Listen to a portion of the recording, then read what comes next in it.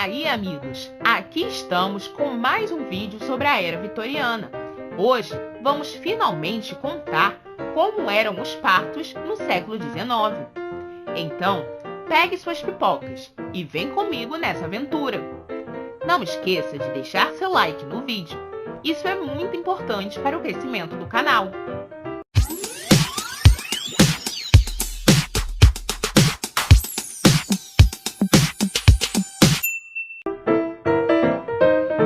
Então, gente, quando um jovem casal passava a compartilhar a vida conjugal, eles pensavam que os filhos simplesmente viriam independente de qualquer coisa.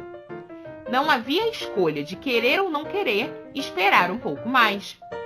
As mulheres vitorianas eram encorajadas desde cedo a ver a maternidade como um destino e um dever de mulher.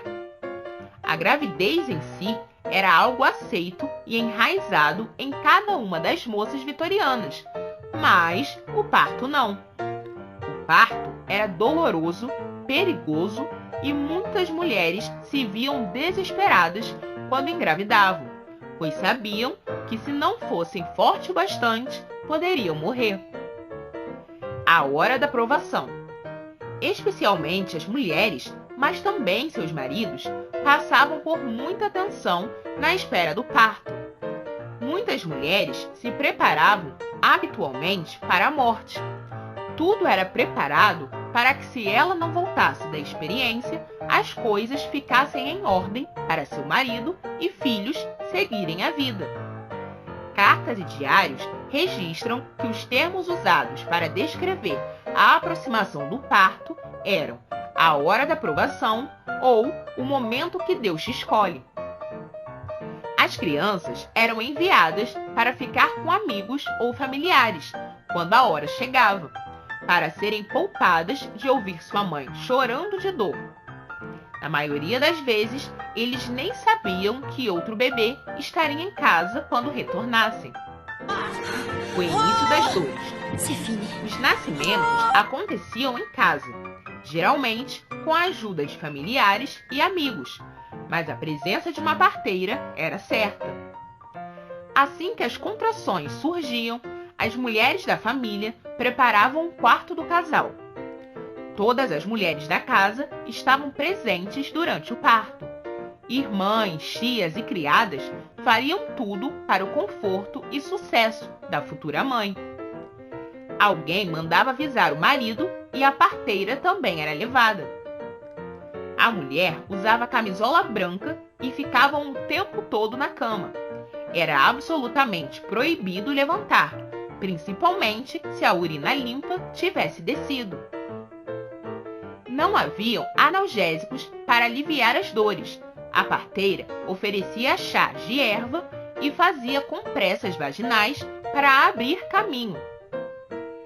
O único analgésico disponível era o ópio, vendido como remédio para dormir, conhecido como láudano.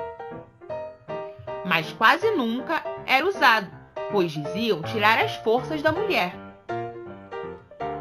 Parteiras ou médicos. As parteiras não haviam passado por qualquer treinamento formal, e a maioria delas eram mulheres experientes que haviam sido treinadas por outras parteiras. Os médicos eram, em regra, chamados apenas quando os partos se complicavam e colocavam a vida da mãe em perigo. Curiosamente, quando os médicos eram chamados, sua intervenção trazia graves riscos. Havia instrumentos para uso no parto, mas nenhum anestésico ou compressão da antisepsia eram aplicados. Isso significava que o perigo de infecção por intervenção médica era muito alto. O treinamento em obstetrícia era, na melhor das hipóteses, rudimentar, e não era obrigatório que um médico tivesse conhecimento obstétrico. Afinal, esse trabalho era oficialmente de uma parteira, há séculos. Na verdade, os médicos costumavam ser fontes de infecção para mulheres durante o parto, contaminando as gestantes com bactérias de pacientes anteriores.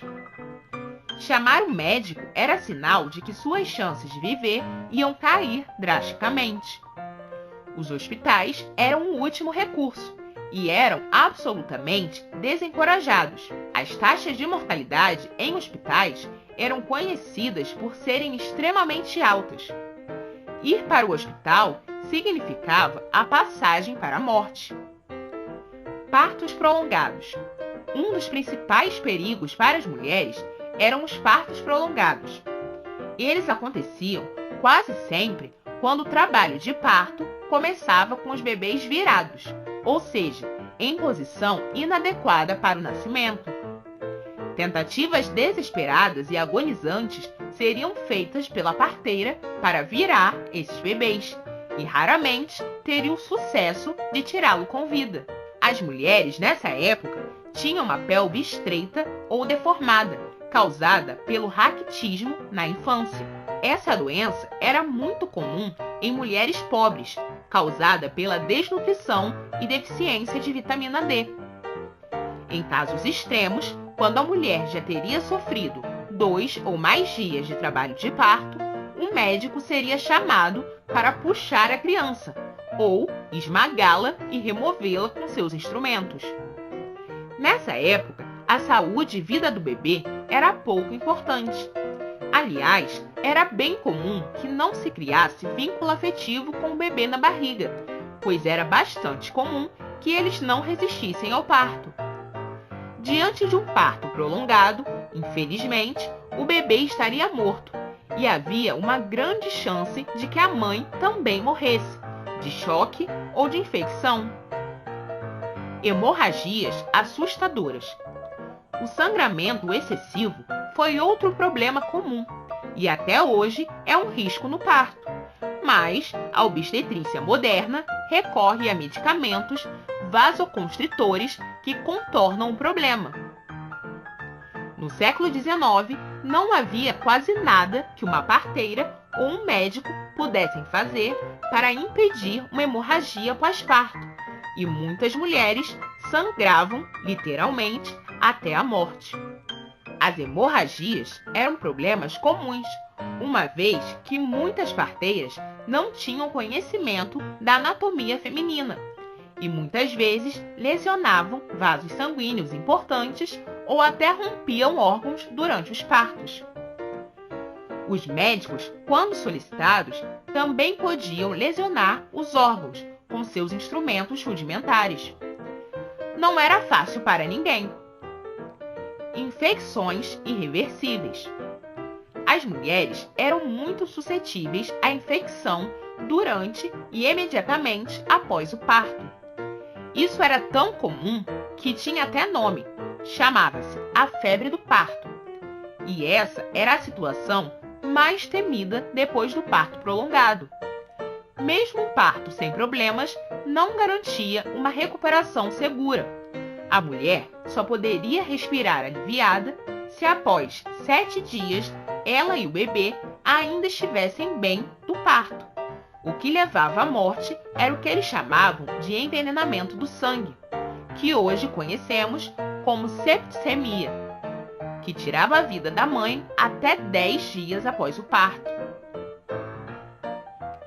Pós-parto. Uma mãe e um bebê que sobrevivessem a toda essa situação perigosa e fatal seriam cercados de cuidados. Não era permitido que a mãe levantasse da cama durante 9 dias. Ela era alimentada com sopas e canja com uma colherzinha, não sendo recomendado nem mesmo sentar-se na cama. Todas as janelas eram fechadas para que ela não se esfriasse. Gente, mas a obstetrícia só se tornou uma matéria obrigatória para estudantes de medicina em 1866, na Inglaterra. Mesmo assim, as taxas de morte da mãe e de natimortos foram imensas até o início do século XX.